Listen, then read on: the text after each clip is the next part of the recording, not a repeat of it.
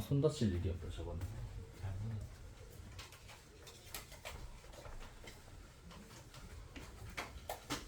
자, 그래서 앞수업까지 공도풍, 직윤풍 관계까지 살펴봤고 이번에는 관성운동, 관성풍과 관련된 이야기를 해보도록 하자. 교과서는 105페이지에 있는 내용이야. 자, 관성하면은 무슨 법칙이 떠오르는데? 관성의 법칙. 관성의 법칙. 걔가 무슨 법칙인데? 뉴턴 제요법칙. 제5 법칙. 그래 1법칙. 여기 교과서에 바로 소개되어 있어. 뉴턴의 이동 제1법칙에 의하면 외력이 작용하지 않는 한 운동은 계속 유지된다.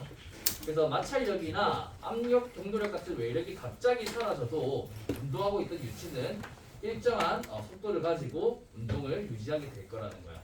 그래서 이런 유치 운동을 관성 운동이라고 하고 외력이 작용하지 않는 관성 운동을 하는 유체도 지구의 자전 운동으로 인해 항상 전향력은 존재한다. 그래서 관성 운동에서는 전향력 이꼴 구심력으로 작용하는 어떤 원운동의 일종이다. 그리고 그 원운동의 반지름의 크기는 또 위도와 속도에 의해서 결정이 될 거야.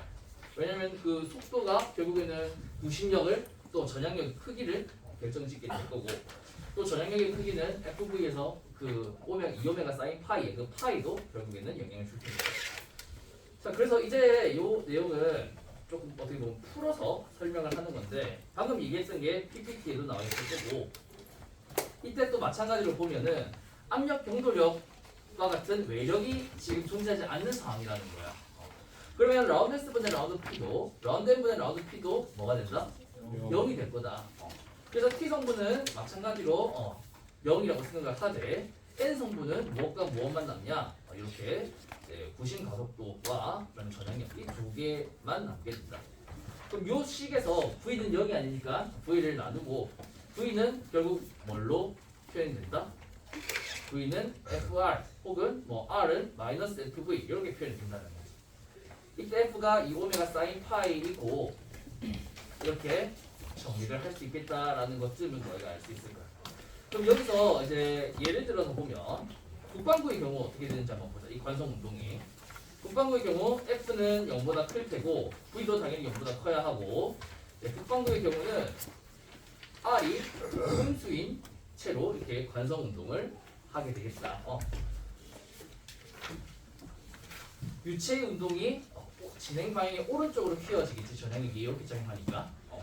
그러면 오른쪽으로 휘어지는 운동은 바로 시계 방향의 운동이 되니까 그런 방향에 대해서 오른쪽이라면 그래서 R이 음수인 그런 관성 운동을 하겠다. 그리고 남반구의 경우는 F가 음수이고 V는 양수이고 R도 양수인 그런 방향이 되겠다. 그래야만 사실 V가 양수가 되거든. 여기 V는 마이너스 FR에서 F가 양수이고 V가 양수이면 R이 음수여야 되잖아. 그래서 그렇다라고 해도 되고 아니면은 북반구는 진행 방향 오른쪽으로 전향력이 작용하니까 그래서 R이 음수여야 된다.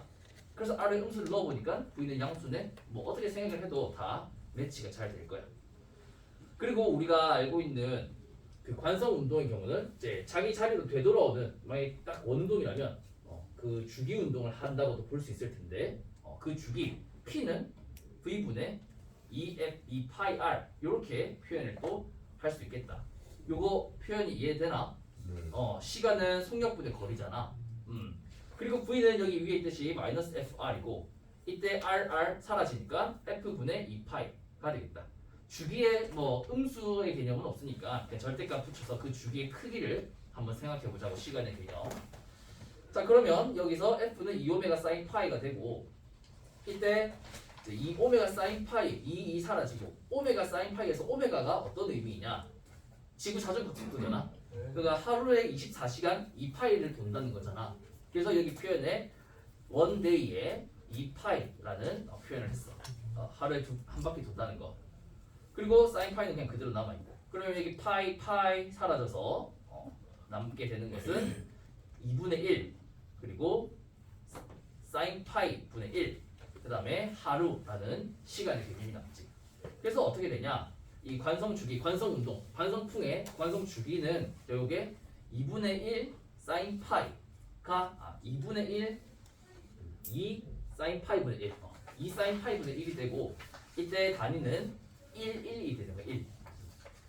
그래서 예를 들어서 우리 한번 생각을 해볼까? 위도 30도인 지역에서 어떤 관성 운동을 하는 유체가 있어. 그럼 그 관성 운동의 주기는 어떻게 되겠다? 하루.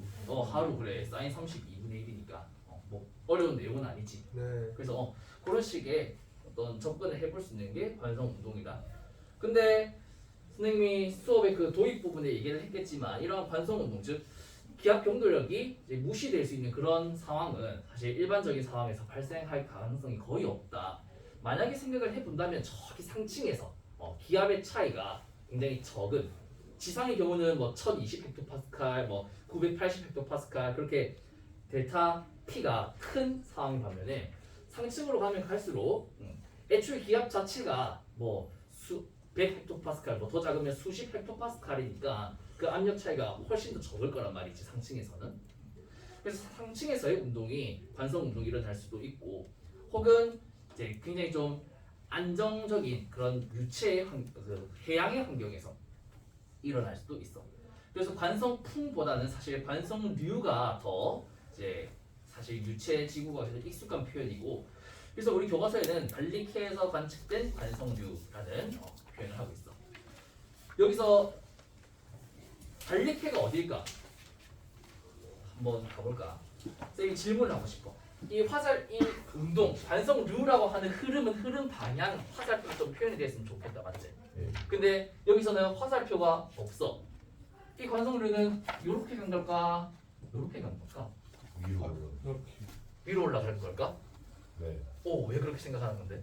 저항력이 이 화살표는 여기가 북쪽이라는 걸 지시하는 건데. 네, 갈수록 마찰력 때문에 속도가 작아지니까. 그런 것도 생각해 볼 수 있겠다. 한번 볼까? 그것을 알기 위해서 뭐만 알면 되냐? 지금 이 흐름은 R이 작아지는 게 음, F가 북쪽으로 올라가면서 사인 파이 값이 계속해서 커지니까 R이 작아진다고 생각할 수 있지 않을까요? 요 R이 지금 점점 어떻게 되고 있어? 작아지고 있지. 그러면은 북반구의 경우라고 생각을 했을 때 어떻게 되는 걸까? 북위로 갈수록 사인 파이가 커지니까 분모가 커지니까 값이 주기도 작아지고 전체도 작아지고 그렇게 되겠지. 그러면 발리키가 어디 있는지 한번 보자. 북반구일 것 같은데, 그렇지?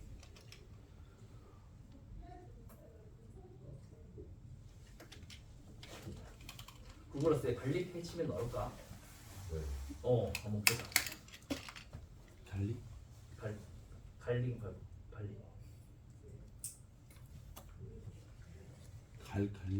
발트해. 갈릭 아니었어? 갈릭. 발티케 아니에요? 발틱이야? 발티. 진짜로? 발트 발트네. 발틱이에요. 발틱. 오케이 알았어. 발트라고 나온다 그래도? 발티케가 발티 아니에요? 그럴 것 같다. 뭔가 영어로. 아니면 구글에서 적을까? 발티케. 맞네. 발티케. 북유럽에 있는 거였구나. 여기 있대 여기. 발트에. 그래서 요 지점 당연히 그래 우리가 알고 있는 우리가 해석한 것처럼 북반구에서의 것이다. 그래서 우리 입안에서 잘 얘기해 준 것처럼 이 관성류의 흐름에서 화살표가 비록 없지만 이 화살표가 이렇게 되어 있어서라고 생각할 수도 있고 이 관성 주기가 이 반지름이 점점 작아지는 그러한 모습 속에서 흐름이 이렇게 올라갔을 것이다 라고 추측을 어쨌든 북반구에 있는 것일 것이다 잘 추측을 해준 것 같아요. 그리고 얼마 전에 그 세계 물의 날이었잖아, 그렇지? 그거랑 관련해서 유튜브 영상을 좀 보았는데 여기 지금 발트에 요 지역 있잖아. 벌거벗은 세계상가 그 영상에서 혹시 본 적 있어? 들어본 적? 네. 그 영상에서 이 발트해에 그 해양 오염이 너무 심하다는 그런 영상을 좀 봤던 기억이 있어. 그래서 발트해 하니까 좀 그게 떠올라가지고 여기에 이제 다이옥신과 같은 그런 폐수가 너무 많이 배출이 되었어가지고 산업혁명 이후로부터 그래서 발트에 너무 좀 해양오염이 심한 그런 영상이 있더라. 유튜브에 뭐 해양오염 그렇게 쳐보면 아마 벌거벗은 세계관가 거기 영상에서 한번 또 볼 수 있을 거야. 막 그리 길진 않는데 해양오염의 심각성을 너무 적나라하게 잘 보여주는 영상이더라고. 자, 그래서 발티케에서 일어나는 관성류 한번 살펴봤고, 자, 그 다음에 선형풍 해보자. 선형풍은 원심력과 압력 경도력이 평형을 이루고 이 선과 평행하게 부는 방향을 의미한다. 이때 선형풍은 전향력이 무시되는 상황이지. 네. 그래서 FV가 0에 가까워. 그 말은 F가 0이거나 V가 0인데 V가 0을 우리가 생각을 하면 안 되겠지.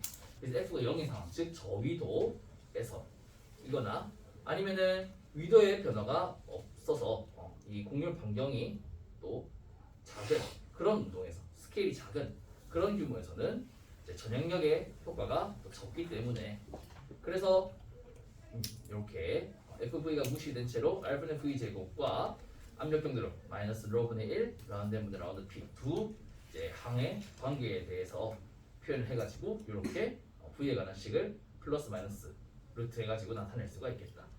그럼 여기서 또 우리는 뭐 경우의 수를 생각해 볼 수 있겠어. 플러스인지 마이너스인지 또 R이 어떤지 뭐 라운드 n분의 라운드 p가 어떤지.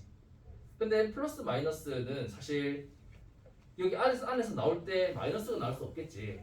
그러니까 여기 지금 마이너스 이거는 무시하면 되겠다. 그럼 R과 라운드 n분의 라운드 p의 부호반으로 결정을 해보자. 2 곱하기 2 네 가지 경우의 수를. 요것도 선생님이 실수를 해서 다 넣어놨거든. 그러니까 요것도 한번 보자. 그러니까 요걸로 한번 볼게. R이 양수인 상황이면서 마이너스 라운드 n분의 라운드 p도 양수인 상황. 그러면은 V가 실수로 나오면서 어떻게 해석을 할 수 있을까? 요거 아까 경도풍에서도 했지만 조금 이해가 안 된 친구들이 또 있을 것 같아서 다시 표현을 해볼게. 여기 유체에서 이제 플러스 t 방향으로 가고 요 방향이 플러스 n 방향이 되겠다. 그리고 마이너스 라운드 n분의 라운드 p가 양의 값이면 라운드 n분의 라운드 p가 음의 값이고 그 말은 n 방향으로 갈수록 p가 작아진다라는 상황이 되니까 플러스 n 방향으로 갈수록 압력이 적게 배치되는 이 저기압 그리고 바깥의 반대가 고기압인 상황이 되겠다. 그리고 이런 기압 배치를 볼 때 당연히 압력 경도력은 이 저기압 쪽으로 그 다음에 원심력은 이렇게 바깥쪽 이 원운동 하는 곳의 바깥쪽이겠지? 중심에서 바깥쪽으로.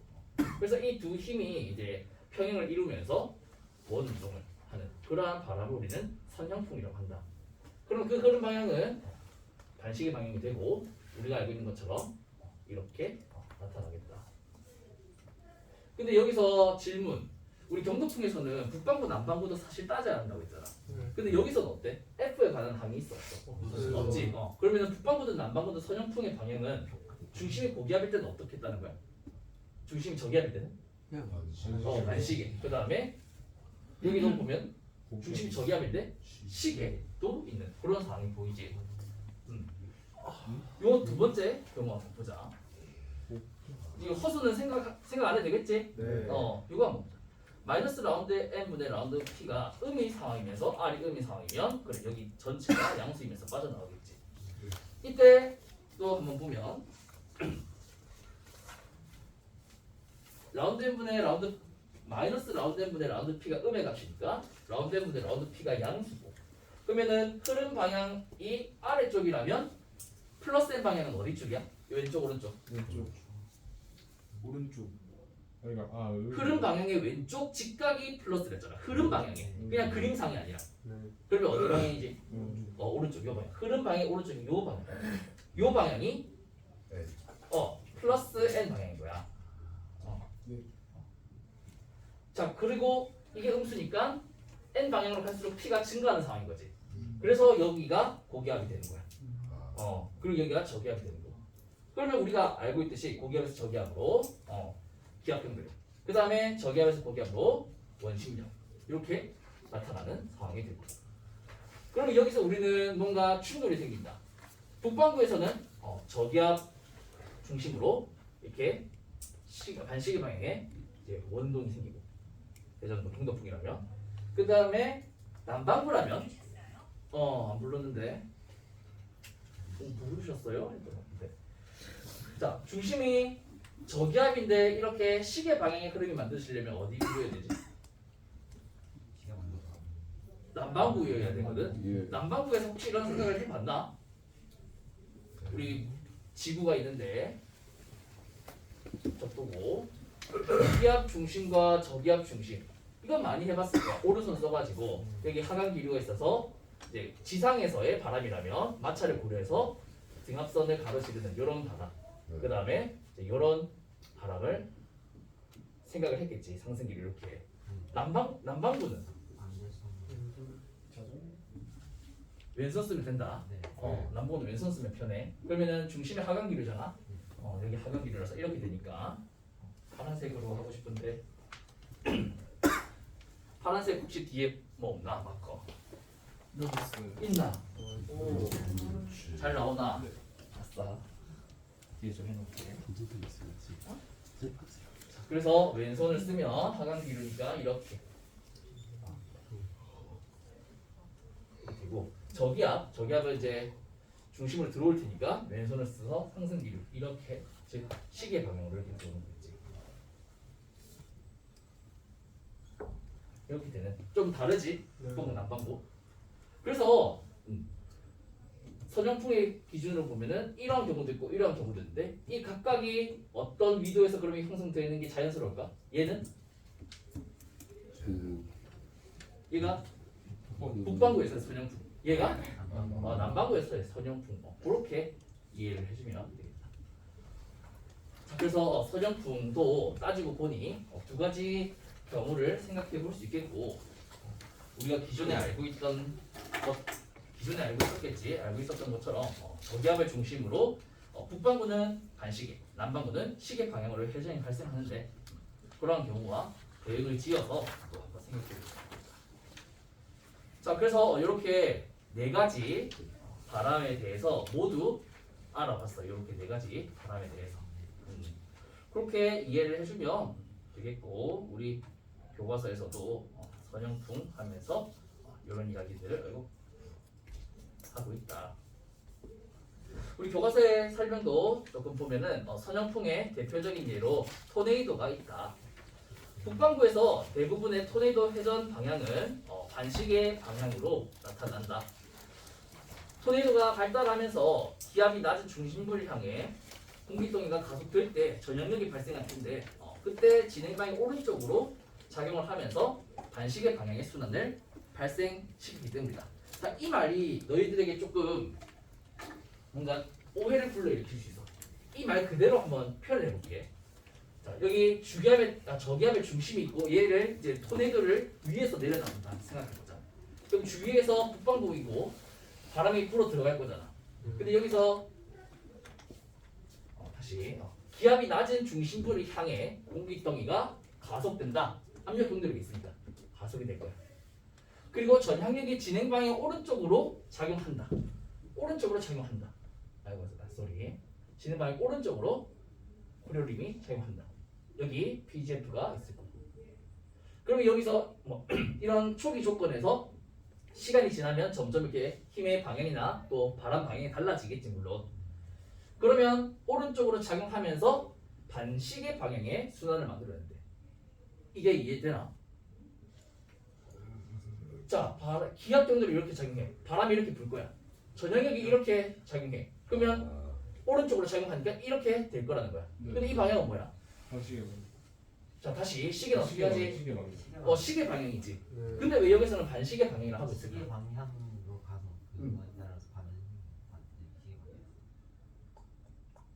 방향. 아니 근데 흐름은 시계 방향이 맞는 것 같은데. 가다가 PGF 방향이 바뀌니까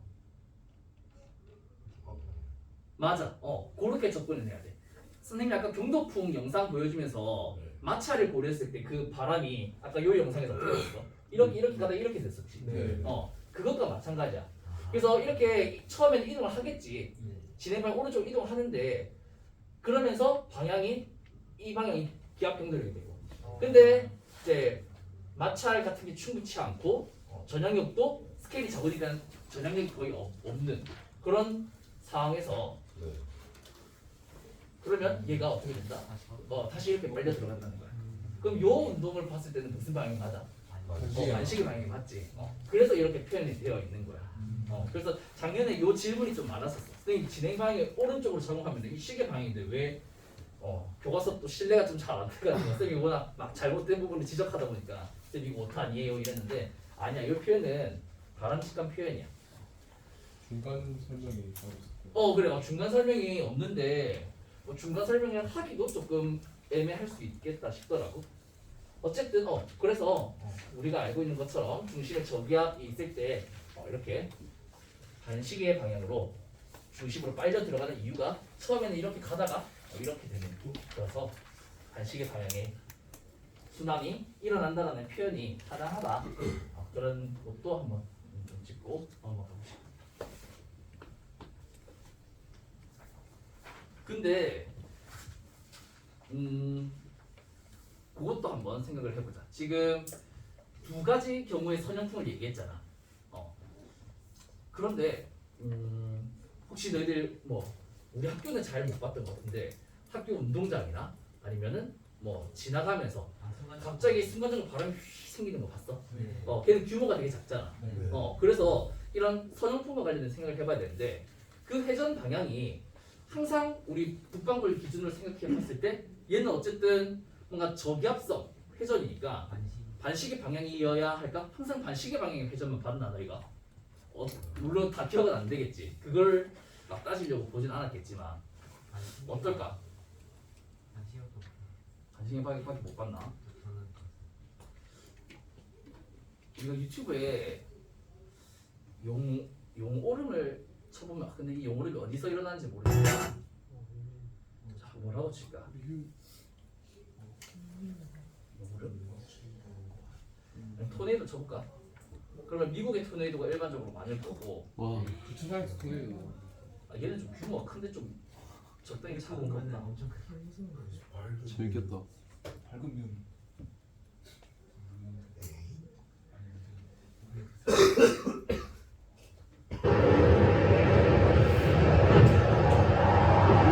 얘는 반시계 방향으로 표현합니다. 혹시 시계 방향 없습니까? 반시계인 것 같아. Oh my gosh, look at Oh my gosh. Oh my gosh. 진짜 오마이갓 합니다. 완벽한 면도에 필요한 브라운 시리즈 9 프로 길다고. 최상의 절삭력으로 0.05mm 남김없는 밀착 면도를 저녁까지 변함없이 깔끔하게 브라운 시리즈 9 프로 버려지는 걸 새롭게 활용하면 쓰레기도 줄겠죠? 유튜브 완전 아, 내리는 얘들아. 친환경 라이프의 시작 앱손 비즈니스 젯 앱손 와. 얘도 이것도 이 운동에서 위도도 있고 속도도 있으니까 전향력을 완전히 무시할 수는 없겠다 이런 상황에서. 그래서 반시계 방향이 좀 우세하게 나타나는 것 같고. 이거 무료 봤었나? 와! 쌤이 안 보여줬나? 저희 무례홍 말고 아닙니다. 아, 봤어요 이거. 맞지? 얘 방향 어때? 시계. 시계는 얘를 보면 되나? 시계 방향이지. 이 지역이 어딘지 모르겠어. 솔직히 말해. 북방구인지 남방구인지 모르겠어. 여기 뭐라고 쓰여있노? 이거 일본어가 아니라 무슨 언어인데? 이거 확대가 안 되지? 일본 아닌가요? 그래. 일본 일본 같습니다. 그러니까 이런 작은 규모는 전향력의 크기가 굉장히 작을 거기 때문에 이 압력 경도력이 훨씬 더 우세하기 때문에 그리고 그 과정에서 어떤 구심력이나 원심력이 작용할 거고 그리고 여기 중심을 보면은 좀 이렇게 가운데 비어 있는 모습이 보이지? 태풍의 눈. 그 태풍의 눈. 그것도 왜 그런지 알지? 왜? 강한 조폭이라고. 그렇게 생각할 수도 있지만 우리가 이제 원심력이 R분의 V 제곱이잖아. 네. 근데 이 저기압을 중심으로 뭐 예를 들면 태풍이 된다고 하자. 그러면 이 회전 반경이 있을 텐데 뭐 이건 이제 전형이 좀 크니까 뭐 이런 식의 어떤 태풍의 회전 운동이 일어난다고 했을 때 중심으로 빨려 들어갈 텐데 이때 가운데로 가면 갈수록 R이 작아지니까 원심력이 어떻게 돼? 강해서. 커지지. 네. 그래서 일정 반경 안으로 이 바람이 들어가려고 해도 원심력이 작용하니까 얘가 어느 영역 안으로 못 가고 이렇게 주위를 맴도는 거야. 그래서 태풍의 눈이 어떻게 보면 생기는 거야.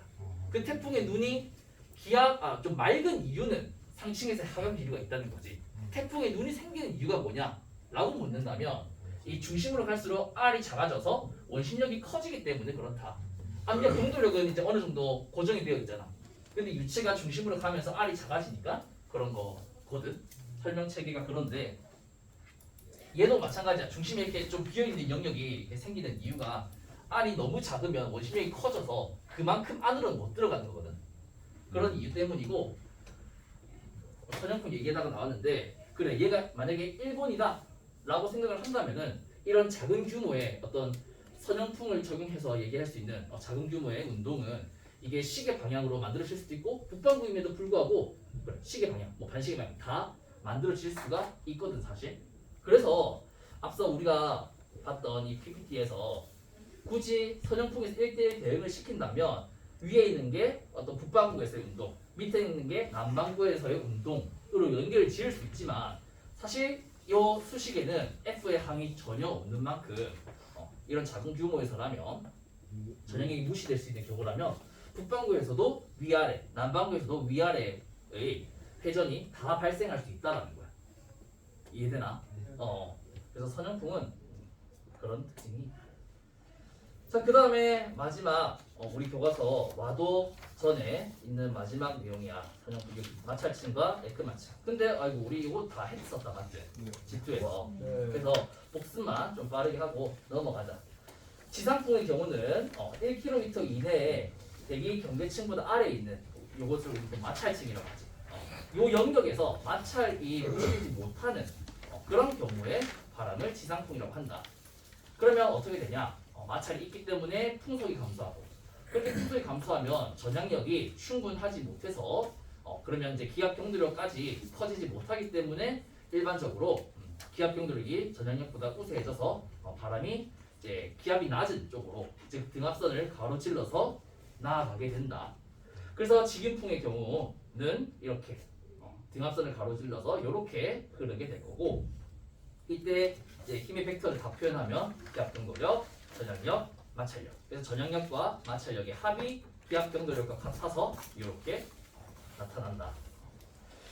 자 그리고 등압선이 원형일 때의 지상풍은 이렇게 저기 쌤이 북방구 남방구 그렸던 것처럼 저기압에서는 공기가 등압선을 또 가로지르면서 수렴할 거고 고기압에서는 이제 발산을 하면서 빠져나가게 될 겁니다. 그래서 지상풍과 관련된 내용이 이렇게만 해도 이해되지 않을까 싶어. 자 그다음에 에크만층도 용어만 다시 한번 더 복습하고 넘어갈게. 에크만층에서 바람이 예를 들어 이제 남풍이 분다.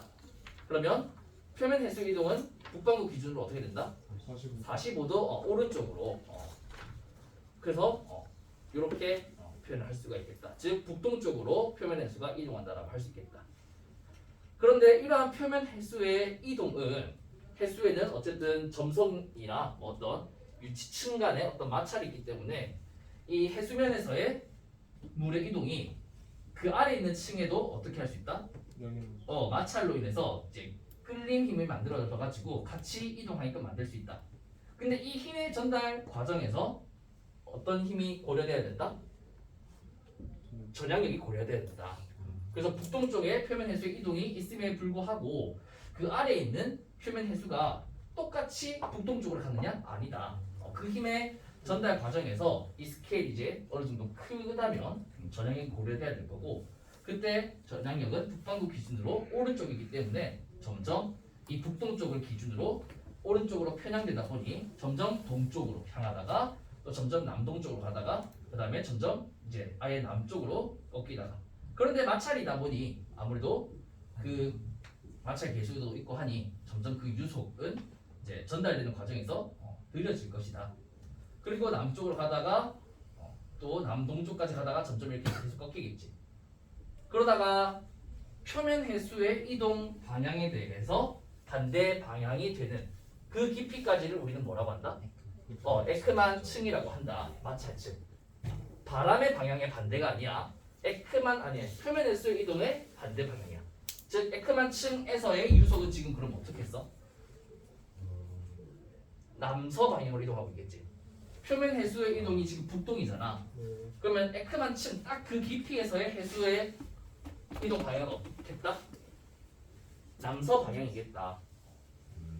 그렇게 생각해줘도 되겠고, 그 다음에 요것도 배웠을 거야. 에크만 층의 깊이가 또 위도나 속도에 의해서 결정이 된다. 고위도일수록 전향력이 어떻게 돼? 증가하겠지. 그러니까 전향력이 크면 북동쪽에서 남서쪽으로 꺾이는데 더 많은 깊이가 필요해. 깊이가 조금만 있어도 돼. 조금만 있어. 그래. 전향력이 강하면 더 해수의 에너지가 아래로 전달되는 과정에서 더 크게 전향력이 전파하면 더 오른쪽으로 빨리 회전시킬 거잖아. 그러니까 깊이가 에크만 층의 깊이가 얕아지게 될 거다. 그래서 위도와 에크만 층의 관계는 반비례 관계가 있겠다. 그리고 유속과 에크만 층의 깊이는 어떻겠다? 유속과 에크만 층 깊이의 관계는 비례 관계 있겠지. 유속이 빠를수록 즉 나와 관련된 힘이 강하니까 이 반대 방향으로 이제 방향이 만들어지는 그 깊이가 형성되려면 더 깊이까지 에너지가 전달이 되어야 유속이 충분히 느려지고 방향도 반대가 될 수 있다는 거지. 그리고 이것도 좀 놓칠 수 있는데 방향이 남서쪽으로 형성되는 깊이를 에크만 층이라고 했어요. 요만큼 에크만 깊이라 했어. 그러면 이때 유속이 0인가? 아니야. 절대 아니야. 이 그림을 봐도 알겠지만 여기서 이게 북동쪽이잖아. 그럼 여기 뭐 정확히 모르겠지만 남서쪽은 이게 지금 45도라면 여기가 지금 남서야. 근데 화살표 이 길이가 엄연히 어때? 지금 여기도 존재하지. 이 사라지는 깊이는 더 내려가야 돼. 그래서 에크만 층이 유속이 0이 되는 지점이다? 그게 아니라는 거지. 그래서 이렇게 에크만 층 또 에크만 나선은 얘를 이제 해수면 상에 투영시켜 보면 이게 나선 모양이라서 그렇게 이름을 붙였다는 거. 그리고 지수함수적으로 유속이 감소한다는 뭐 그런 것 때문에 이제 나선이 만들어지겠지. 그리고 뭐 에크만 층 얘기했고 에크만 수송 요것도 좀 중요하지. 에크만 수송은 해수면으로부터 에크만 층까지의 깊이에서 이 해수가 전체적으로 이동하는 것을 평균 내보니 바람 방향이 어떻더라? 수직이더라. 그래서 북반구는 오른쪽으로 수직인 방향으로 해수가 전체적으로 이동을 하고 남반구는 흐름의 이제 왼쪽 수직인 방향으로 에크만 층 내의 해수가 이동을 하는 그런 게 이제 적분을 통해서 계산이 되어서 이런 수송을 우리는 에크만 수송이라고 한다. 그리고 이러한 에크만 수송에 의해서 너희가 지투 시간에 또 배웠겠지만 어떤 해안선 상의 연직 방향으로 용승이나 침강이 일어날 수 있는 연안 용승, 연안 침강에 대해서 배웠을 것 같고 맞지? 그런 부분들을 선생님이 시험에 낸다고 해서 문제될 게 없겠지? 지투에서 배웠던 내용이라고 생각하면 되니까 왜냐면 단원의 위계가 있으니까 내는 것에는 아무 문제가 없을 거야. 그래서 혹시 너희들이 또 따질까봐 요게 준비를 해놨으니까 한번 봐봐. 이 화살표 어떻게 되는지 알지? 자, 북반구 기준이라면 여기 어떻게 되겠다? 남풍일 때 오른쪽 동쪽으로 이제 에크만 수송이 일어나면서 이렇게 빠져나가겠다. 이거 혹시 두 개 있나? 아니잖아. 페이지가 달라지지 않지? 놀래라. 애니메이션에 뭐가 걸려 있어서 이렇게 되는 거지? 이렇게 끄덕끄덕 하는데 이거 왜 이럴까? 우와 신기하다. 왜지? 그림이 두 개인가? 애니메이션이 뭔가 있다. 뒤에 있나? 뒤에 하나 더 있네? 이 뭐야? 너 왜 있어? 엥? 넌 뭐니? 이거 치울래. 이거 지워야 여기서 이걸 얘기할 수 있잖아. 그래. 제가 필요가 없는데. 좋아. 자, 그래서 다시 에크만 수송이 이렇게. 그래서 연한 용승이 일어날 거고, 그다음에 이렇게 북풍이 불 때, 북방구 기준으로 북풍이 불 때는 진행 방향의 오른쪽으로 에크만 수송이 일어나니까 이렇게 이제 연안에서 이제 원양으로 멀어지는 에크만 수송이 일어나면서 이제 연안에 어떤 침강이 일어나게 될 거고, 연안 용승, 연안 침강. 이런 거. 자, 그럼 북방구 기준으로 얘들아 이걸 한번 보면 지금 이 지역은 동해안일까 서해안일까? 동해안이겠지. 일단 동해안의 의미는 뭐야? 동쪽. 육지에서 동쪽에 바다가 있다는 거잖아. 네. 그게 요상이고 여기는 그럼 뭐겠어? 서해안이겠지. 그래서 굳이 만약에 그림으로 얘기를 안 하고 동해안에서 북풍이 불면 에크만 수송은 뭐 어디로 날까? 라고 얘기를 했을 때 그림이 없더라도 너희가 사실 체크해줘야 되는 부분일 거라는 거지. 알겠지? 이거 둘다 용색이에요. 아니 얘는 용승 얘는 침강이라 했는데. 물 근데 에크만 수송 될때 물이 나가지 않나요? 뭐라고? 해안에서 물이 나가고 나가고 있네 여기는. 저것도 그 아래에서 상승해서 용승 아닌가요? 내가 이거 침강이라고 했는데. 둘 다 용승. 그러네. 쏘리. 둘 다 용승이라 해야 될 텐데. 쌤이 잠깐 이 화살표를 보고 침강처럼 느껴버렸다. 이렇게 느끼면 안 된다, 알았지? 고맙다. 잘 얘기해줬네. 그래. 둘 다 원양으로 빠져나가니까 용승이라고 해야 돼. 맞아.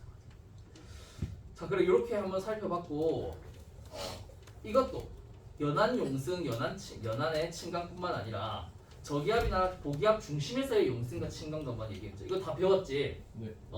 그래. 다의 경우 중심에 저기압이 있고 북방구 기준이라면 에크만 수송이 요 각각의 자리에서 어떻게 발생해? 발산의 형태로 바깥으로 빠져나가겠지. 그래서 이런 식으로 에크만 수송이 일어나서 중심에서는 이제 용승이 일어나겠다. 자, 그다음에 고기압이 중심에 위치한 경우 북방구 기준으로 에크만 수송은 흐름 방향 오른쪽으로 또 직각이니까 이런 식으로 수렴의 형태로 일어나겠다. 그래서 이제 여기 고기압 중심으로 해수가 모이니까 아무래도 여기 해수가 많아서 또 침강하는 그런 변화가 일어나겠지. 그래서 이런 다양한 에크만 수송의 형태를 한번 알아보았다. 벌써 시간 10시 반이네. 우와. 말도 안 돼. 쌤이 출력 때문에 조금 늦게 온 것도 있고 그래서 빨리 끝났지만 거기까지가 딱 우리 끝 아이가? 네. 그 하나 더 있지. 뭐 이거 지역류는 뭐 앞에서 또 배웠으니까 G2에서 다뤘던 것을 그냥 자료를 한번 가지고 와본 거야. 어차피 지역류는 마듈러 방정하면서 설명도 하고 했으니 이거는 그냥 참고로 읽어보면 돼. 자, 그래서 오늘 수업 이렇게 하고 다음 시간에는 또 새로운 학습지 와드와 관련된 자료를 나눠줌으로써 또 새로 시작을 해보도록 할게. 수고했다.